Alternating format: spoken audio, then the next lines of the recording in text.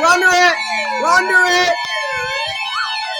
The National Weather Service in Des Moines has issued a snow squall warning for Polk County in central Iowa, western Story County in central That's Iowa, got the WEA. County in south central Iowa, southeastern That's the FM stations. in central Iowa, southeastern Dallas County in central Iowa, That's FM. western Warren County in south central Iowa until noon. At 11:30 a.m., a dangerous snow squall was located along a line extending from 4 miles southeast of Nevada to Des Moines. Accurate song. Event center, moving at 35 miles per hour. Alright, checking the station. Hazard: whiteout conditions with near zero visibility associated with intense bursts of heavy snow and gusts leading to blowing snow. Alright, now I'm over. Wind gusts greater than 45 miles per hour. Source: radar and train spotter.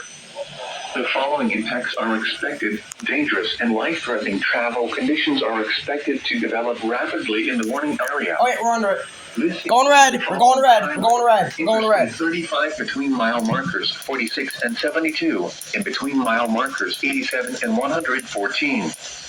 Interstate 80 between mile markers 100 and 150.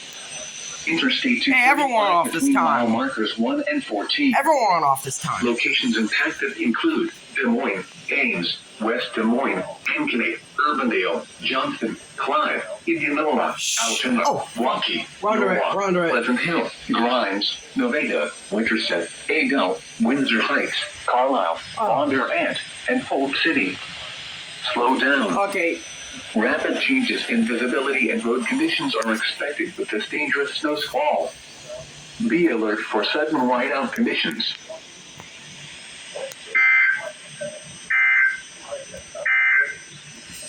Now for the